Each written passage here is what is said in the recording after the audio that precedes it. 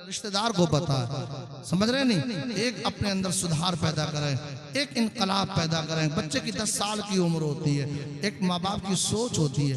अगर उस बच्चे से कहा जाए यार नमाज पढ़ लो, नमाज पढ़ लो, वो कहता मौलाना अभी बालिग नहीं हुआ हूँ मैंने कहा बालिग तो नहीं हुआ, लेकिन मुस्तफ़ा का फरमान तो है ना 10 साल की उम्र हो जाए मार करके नमाज पढ़ाओ।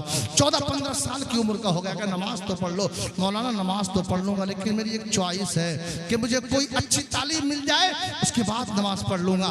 अल्लाह अच्छी तालीम से भी आरास्ता कर देता है। कहा यार नमाज तो पढ़ लो, नमाज तो पढ़ लो कि नमाज पढ़ लूंगा, यार कोई मेरी नौकरी लग जाए, मेरा कोई कारोबार हो जाए, उसके बाद फिर मैं सेट हो जाऊंगा, फिर नमाज पढ़ूंगा, कुरान की तिलावत करूंगा।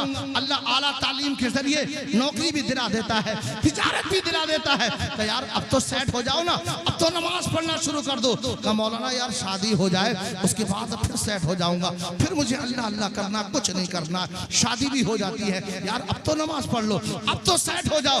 मौलाना यार बच्चे हो जाए उसके बाद मैं सेट हो जाऊंगा, अल्लाह बच्चे भी दे देता है। अब तो यार सेट हो जाओ, अब तो मस्जिद के नमाजी बन जाओ। मौलाना यार थोड़ा वक्त और मिल जाए, बच्चों की तालीम हो जाए, बच्चों को भी तालीम मिल जाती है। अब भी ख्वाहिश बढ़ती चली जा रही है, यार बच्चों की शादी हो जाए उसके बाद सेट हो जाऊंगा।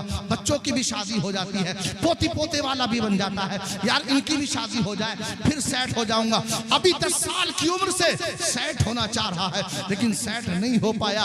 उम्र पहुंच गई 70-75 साल की। मौत का फरिश्ता दरवाजे पर आकर के दस्तक दे देता है, रूह कब्र से उनसरी से प्रवास कर जाती है।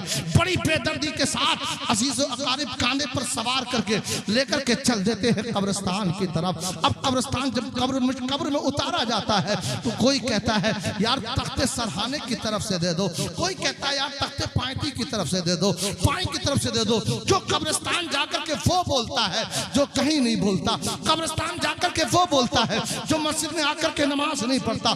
क्यों बोलता है वो कब्रिस्तान जाकर के? इसलिए बोलता है उसका मकसद दिखाना होता है, देखो कब्रिस्तान में आया हूँ, फला के जनाजे में मैं आया हूँ, फला की मिट्टी देने में आया हूँ। वो जाकर के बोलता नहीं तख्ता सरहाने से देना है, नहीं तख्ता बाईं से जानिब से देना है, बल्कि औरत का जनाजा हो तो तख्ता दशखरम सरहाने की जानिब से दिया जाए, मर्द का जनाजा हो तो तख्ता पाँव की जानिब से देना चाहिए। लेकिन बोलने वाला बोलता चला जाता है सरहाना तख्ते की तख्ता जो है सरहाने की जानिब से देना, कोई कहता है बाईं की जानिब से देना है, कोई कहता है मट्टी देना शुरू कर दो, कोई कहता नहीं अभी रुक जाओ। बोलने की कतार लंबी लग जाती है, उसको सुपुर्द खाक करने की तैयारी होती है, तख्ते भी दे दिए जाते हैं। अब एक तो तख्ते जब रह जाते हैं, कोई कहता है सीने का बंद खोल दो, कोई कहता है सर का बंद खोल दो, कोई कहता है पाँव का बंद खोल दो। इधर बंद खोलते चले जा रहे हैं। कहने वाला कहता है यार इसका रुख खाने काबा की तरफ तो कर दो, थोड़ा सा रुख हटा हुआ है, रुख खाने काबा की तरफ किया जाता है। पुकारने वाला पुकार करके कहता है अब इसको हरकत मत देना, अब इसको हिलाने डुलाने की जरूरत नहीं है, अब ये सेट हो चुका है। अब समझ में आ गया जो 10 साल की उम्र में सेट होना चाह रहा था वो जाकर के कब्र में। नारे तकबीर, नारे तकबीर, नारे रिसालत। शाहकारे तरन्नुम जी शान रजा कादरी, शाहकारे तरन्नुम जी शान रजा कादरी। नारे हैदरी, नारे हैदरी, नारे तकबीर, नारे रिसालत। मौत अक्लमंद आदमी वो है जो मौत की तैयारी कर ले। मौत उसकी जिसका जमाना करे अफसोस। यूं तो दुनिया में सभी आए हैं मरने के लिए, आपका इंतकाल हो जाए लोग पुकारते रह जाएं यार एक मस्जिद का नमाजी कम हो गया है, यार आज एक कुरान का कारी कम हो गया है, कुरान की तिलावत करने वाला कम हो गया है, आमाले सालिहा करने वाला कम हो गया है। आज हमारे यहाँ भी जनाजा उठता है, कोई कहता है यार अच्छा हुआ एक धरती से बोझ तो कम हो गया है, एक शराब पीने वाला कम हो गया है, एक जुआ खेलने वाला कम हो गया है, एक नशा का आदी कम हो गया है।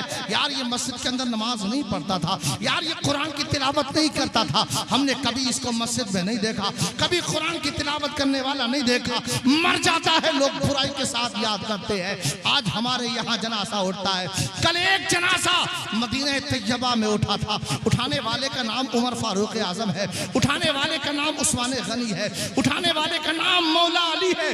अल्लाह अकबर। जनाजा चलता चला जा रहा है, अचानक मदीने की गली से घर से रोने की आवाज आती है, अली फरमाते जनाजे को रख दो। जनाजे को रख दिया जाता है। अली उस मकान के अंदर पहुंचते हैं, क्या देखा, एक खातून है, छोटे छोटे दो बच्चे हैं, अपनी छाती से लगा करके सारों कतार रोती चली जा रही है। अली फरमाते बहन रोने की वजह क्या है? आखिर किसी ने तकलीफ दी हो तो बताओ, किसी ने सताया हो तो बताओ, आखिर रोने की वजह क्या है? वो ज़ईफा कहती है, वो खातून कहती है, मुझे किसी ने कोई तकलीफ नहीं पहुंचाई है, मुझे किसी ने कोई परेशान नहीं किया है। का फिर रोने की वजह क्या है? का रोने की वजह पूछते हो, जो जनाजा तुम लेकर के जा रहे हो मुझे उस जनाजे ने रुला दिया है। जानते हो वो जनाजा किसका था? वो जनाजा हजरत अबू बकर सिद्दीक का जनाजा था। क्या अबू बकर सिद्दीक का जनाजा तुम लेकर के जा रहे हो? इसी जनाजे ने रुला दिया। क्या मतलब? का मतलब ये था मेरा शौहर एक जंग में शहीद हो गया था। अब ये छोटे छोटे बच्चे थे, कोई खाना खिलाने वाला नहीं था, कोई इनके सर पर दस्ते शफ़क़त फेरने वाला नहीं था। उस वक्त अबू बकर सिद्दीक आए थे, मेरे बच्चों के सर पर दस्ते शफ़क़त रखा था और मुझसे कहा था तेरा शौहर दुनिया से चला गया तो गम करने की जरूरत नहीं है, तेरा भाई अबू बकर जिंदा है, जब तक अबू बकर जिंदा रहेगा तेरे बच्चों को भूखा नहीं रहने देगा। कि खाने का वक्त होता था, अबू बकर मेरे बच्चों की कलाई पकड़ करके अपने घर ले जाते थे, मेरे बच्चों को खाना खिलाते थे, मेरे हिस्से का खाना मेरे घर भेज दिया करते थे। आज अबू बकर चले गए हैं, मुझे खाना कौन खिलाएगा? मेरे बच्चों पर के सर पर दस्ते शफ़क़त कौन रखेगा? हज़रत अली की आंखों से आंसू आ जाते हैं। अली फरमाते बहन रोने की जरूरत नहीं है, अबू बकर सिद्दीक दुनिया से चले गए तो जाने दे, तेरा भाई अली जिंदा है, जब तक अली जिंदा रहेगा तेरे बच्चों को भूखा नहीं सोने। समझ आ रही है नहीं? बस बात खत्म कर रहा हूं मैं। आज हमारे यहाँ जनाजा उठता है, कल एक जनाजा मदीने तैयबा में और उठा था। मुस्तफा करीम अपने हाथों से उस सहाबी को अपनी उसकी कब्र में उतार रहे हैं, लेकिन मुस्तफा करीम इरशाद फरमाते हैं आज बहुत बड़े अमीर को सुपुर्द खाक किया गया है। अल्लाह, इतना मुस्तफा करीम ने फरमाया। एक सहाबी हाथ बांध करके अर्ज करते हैं या रसूल अल्लाह, आप कहते हैं बहुत बड़े अमीर को सुपुर्द खाक किया गया है, या रसूल अल्लाह इनका घर मेरे घर के करीब में है, मैंने देखा कि 3-3 दिन हो जाते घर में चूल्हा नहीं जलता था, इनके बच्चों के खाने का इंतजाम नहीं होता था।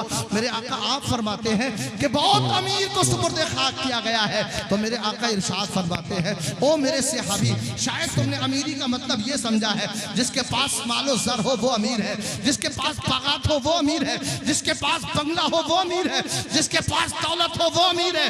वो सहाबी अर्ज करते हैं हाँ या रसूल अल्लाह, मैंने यही समझा है जिसके पास महल्लात हो वो अमीर है, जिसके पास बागात हो वो अमीर है। मेरे आका इरशाद फरमाते हैं ओ मेरे सहाबी, वो अमीर नहीं है जिसके पास मालो दौलत है, बल्कि अमीर वो है जो कब्र में आए तो अपना ईमान सलामत लेता है। वाह वाह वाह, सुभान अल्लाह सुभान अल्लाह।